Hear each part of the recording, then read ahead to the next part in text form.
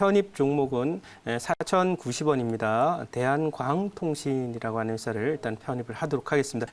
오늘 이제 대한광통신은 뭐 지난 시간에 이제 여러분께 말씀드렸던 종목이 옴니 시스템입니다. 이 옴니 시스템이 오늘 갭으로 떠서 직전 고점 돌파 시도를 하고 있는데 이 종목도 역시 마찬가지로 이제 에너지 저장 장치로서 또는 에너지 저장 그 수단으로서 보통 이제 많이 활용이 되고 있는 것이 지금까지는 이제 배터리, 중대형 에너지 저장 장치, 배터리를 활용을 했는데 이게 효율도 좀 떨어지고 비용도 비싸고 그다음에 또 양적인 관점에서 소위 얘기해서 이제 저장할 수 있는 양도 좀 제한이 되고 그리고 이제 로스도 생겨요. 그래서 그러다 보니까 새로운 어떤 에너지 저장 기술을 활용을 하게 되는데 그게 이제 바로 수소다라고 하는 그런 얘기를 해드리고 싶고 이 대한광통신은 지금 뭐 호재도 나와 있습니다. 이 종목은 뭐 하는 회사냐면 바로 그 KT가 이제 광 케이블로 다 교체하면서 대략 5천억 정도 전후를 향후 4, 5년 동안 또 투입을 해서 대한민국에 깔려 있는 광 케이블의 구리선들을 완전히 바꾼다라고 하죠.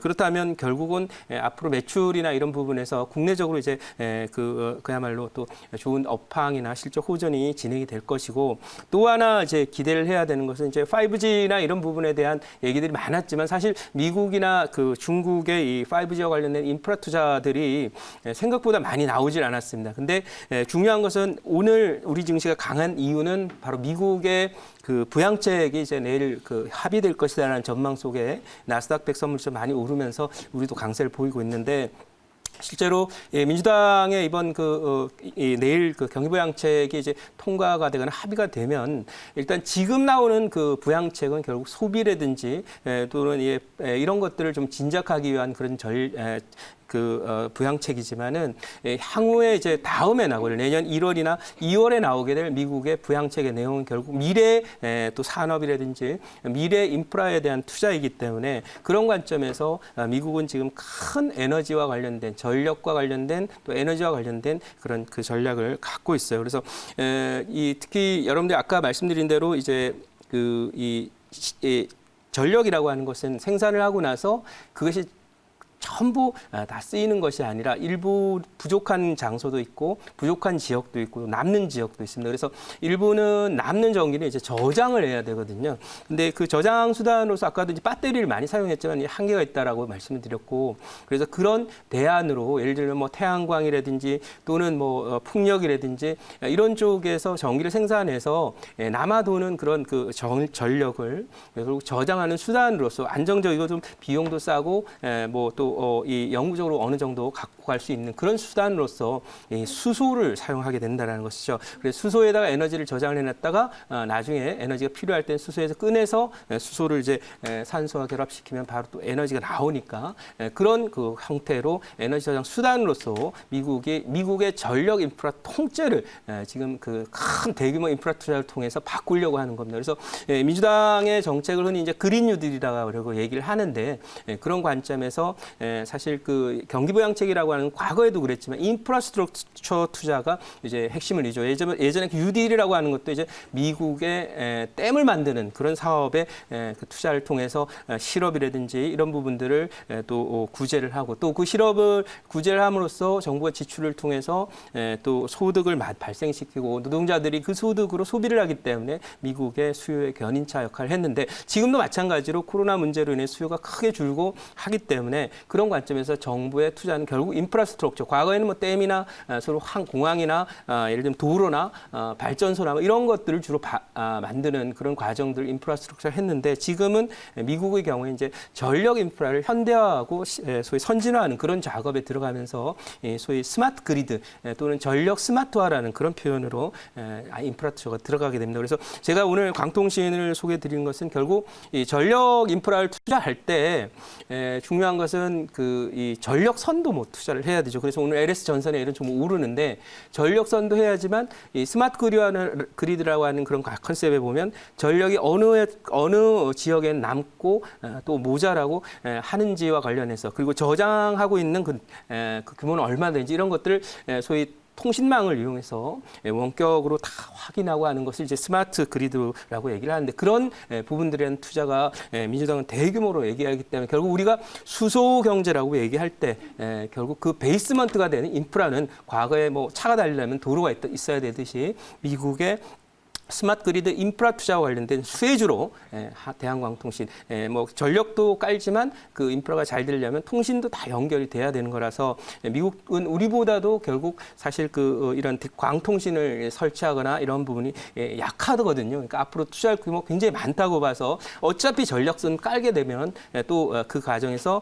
또 이 광통신 케이블도 깔게 될 거다 이런 관점에서 대한광통신으로 갖고 왔다 이렇게 정리하겠습니다. 자, 질문 한번 받아보도록 하겠습니다. 제가 질문 드리도록 하겠습니다. 네. 그 설명을 잘 해주셨는데 네. 이제 미국이 그린 뉴딜에 이제 투자를 하면서 네. 뭐 태양광, 네. 뭐 수소 부문 인프라 투자를 뭐 크게 확대한다고 하셨죠. 네, 그러면 이게 앞서 설명해주신 스마트 그리드 부분 투자와 관련이 있을 것 같은데 네. 사실 설명을 듣긴 했지만 체감이 되진 않는 게 사실이거든요. 좀 더 쉽게 설명해 주실까요? 사실 개념상으로는 그래요. 그러니까 에너지는 이제 이 자동차로는 에너지는 이제 전력선이나 전력 인프라는 그냥 도로 정도라고 생각을 하시면 되겠어요. 그리고 이제 에너지가 이제 자동차로 뭐 왔다 갔다 움직이는 거예요. 근데 지금은 이제 예를 들면 도로라고 따지면 실시간 교통 상황을 모르는 거예요. 그쵸. 예를 들면 어떤 도로에는 차량이 넘쳐서 잼이 일어나고 또 어떤 데는 또 뭐 텅텅 비어서 한가하고 이런 부분을 몰랐거든요. 그리고 이제 몰랐기 때문에 그거에 대한 실시간으로 전국에 있는 소위 에너지 상황을 파악할 수 있도록 하기 위한 어떤 인프라 투자. 그리고 지금 중요한 것은 왜냐하면 태양광이나 이런 것들은 이게 태양광이 해 뜰 때만 저기 발전이 되는 거잖아요. 네. 밤에는 발전이 안 돼요. 그러니까 밤에도 전력은 써야 되는데 낮에 발전한 거를 저장을 해놔야 된단 말이죠. 근데 그런 과정 속에서 말씀드린 바대로 수소라는 걸로 저장하는 기술로 지금 미국의 에너지 저장이나 이런 전력 시스템이 변하는 거예요. 그러니까 우리가 소위 얘기하는 그린 뉴딜을 하기 위해서는 예를 들면 태양이나 풍력이 일시적으로만 전력이 생산되는 거라서 그거는 영구적으로 계속 반복되는 게 아니니까 중간중간 그것들이 발전소가 쉬는 틈에도 저장해놨던 걸 쓸 수 있도록 만드는 게 지금 전력 인프라의 소위 스마트 그리드의 추구하는 목표다. 그래서 아까 말씀드린 대로 실시간 교통 정보 파악하는 것처럼 그게 이제 스마트 소위 전력화 이렇게 말씀드리도록 하겠습니다. 또 질문 있으시면 질문 받겠습니다. 제가 한번 해볼게요. 네. 자, 대한광통신 같은 경우에는 이제 5G 관련주로도 묶여 있는 종목인데. 자, 이번에 그 5G가 좀 일부 그 조정을 받을 때 나왔던 얘기가 바로 바이든 대통령 후보의 5G 투자. 이 5G는 트럼프 수혜주다라는 얘기가 나왔었는데 또 이번 주말에 기사가 나왔어요. 바이든 후보 같은 경우에도 5G를 또 후보 대통령 당선이 된다면 대규모 투자를 진행할 것이다. 뭐 이런 얘기가 또 나오면서 뭐 누가 지금 대통령이 되든 5G를 수혜가 될 걸로 예상하는데 이런 그 정책적인 부분이 5G에 최근에 좀 영향을 보는 것 같습니다. 어떻게 생각하시나요? 네, 맞습니다. 이제 정책에 사실은 처음에는 이제 트럼프다 막 그랬어요. 그래서 이거 바이든 당선되면 왕따 되는 거 아니냐 이런 생각들도 있었는데 실은 이 인프라 투자는 결국 뉴딜 정책이 원래 민주당 정책이거든요. 늘 예전에 댐 만들 때도 그래서 민주당은 기본적으로 지출을 할 때 인프라스트럭처를 아주 강력하게 진행하는 경향이 있습니다. 그래서 뭐 전력도 그렇고 댐도 그렇고 지금 얘기한 통신 인프라도 마찬가지로 미국이 지금 코로나 환자들 추적을 잘 못해요. 그 이유가 통신 시스템이 좀 후지다는 얘기가 있습니다. 그래서 그것처럼 미국이 우리는 많이 앞선 나라라고 생각하지만 그렇지 않거든요. 저 통신 분야에서 그런 부분의 투자로 결국 아까도 말씀드린 바이든의 에너지 정책하고도 맞물려서 이 통신이나 전력에 대한 투자는 굉장히 많이 진행할 수 있으니까 오히려 5G 관련주를 접근할 때 우리가 소위 뭐 5G 그 부품주나 이런 거에 접근했는데 제가 판단할 때는 5G를 접근할 때 이제부터는 인프라로 접근하자. 그러면 거기 케이블이라든지 예를 들면 이런 걸 좀 많이 신경을 쓰는 게 오히려 더 유리하지 않을까. 이 정도만 정리하도록 하겠습니다. 자, 요 정도 한번 해볼게요. 네, 말씀하십시오. 사실 이제 이게 대한광통신이 이제 그 통신 인프라 종목이잖아요. 맞습니다. 그래서 한참 우리가 한 2년 전에 5G 이 장비 부품들이 올라설 때 네. 앞서서 대한항공이 먼저 쫙 올랐었고, 네, 맞습니다. 그다음에 이제 5G 통신 장비들이 올라갈 때는 이제 이런 네. 것 같은 좀 못 갔거든요. 그렇죠. 예. 그러니까 지금 이제 지금 말씀해주신 게 스마트 그리드 네. 쪽하고 이제 네. 이 광 케이블, 네, 맞습니다. 네. 통신 인프라 네. 이쪽을 말씀해주셨는데 지금 이제 사실 5G 관련주가 뭐 물론 시장 조우도 좀 나왔었지만은 좀 네. 많이 못 가지 않았습니까? 네, 그렇죠. 그래서 지금 이 종목 같은 경우는 어떻게 보면은 이 통신 인프라에 대한 네. 어떤 투자가 네. 뭐 굉장히 좀 많이 들어가야 되는 거고. 네, 맞습니다. 어떻게 네. 보면은 이제 5G 장비 부품하고 좀 다르게 봐야 되는 건데. 그렇죠. 예. 지금 이 대한항공통신을 이제 뭐 편입하는 입장에서 네. 5G 어떤 그 섹터에 대해서는 네, 네.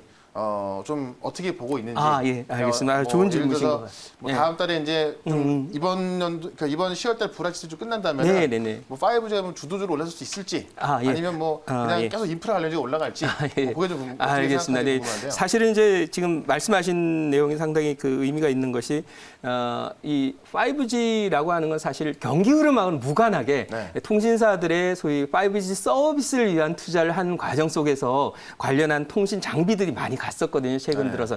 근데 순서상으로 보면 지금 이제 뭐 아까 경기부양책 얘기도 했지만 사실 경기부양책을 한다면 저는 그냥 소위 인프라 투자라고 하면 그냥 땅 파는 얘기 생각밖에 안 들어요. 네, 네. 그러니까 뭐 이것저것 건설하고 막 뭐 도로 깔고 뭐 통신망 깔고 이런 거에 생각되는데 실제로 오늘 보면은 이 소위 인프라 관련 종목들이 잘 올라요. 뭐 두산 인프라코어도 그러고 두산 바켓도 그러고 네. 땅 파는 애들 굴삭기 관련 종목도 오르고 또 건설주도 오르는 걸 봐서 지금 가는 이 흐름은 5G라는 포인트보다는 오히려 통신 인프라 구축에 대한 정부 투자가 과감하게 나오면서 네. 그 관련주로 봐야 된다. 이렇게 보고 기존의 5G 관련 종목들은 좀 많이 갔었거든요. 제가 KMW 한 20배 올랐거든요. 네네. 그래서 이제 좀 쉴 때가 아닌가. 그냥 뭐 빠지진 않다 하더라도 큰 시세는 안 나지 않나 하는 생각이라서. 5G 장비 부품보다 이제 인프라 쪽을 보자. 네, 이거 저는 얘기죠. 그렇게 생각하고 네. 있는 거죠. 네, 알겠습니다. 알겠습니다. 네, 알겠습니다. 자, 여기까지 말씀드릴 목표치는 6,000원, 손절가 3,500원으로 대응하도록 하겠습니다.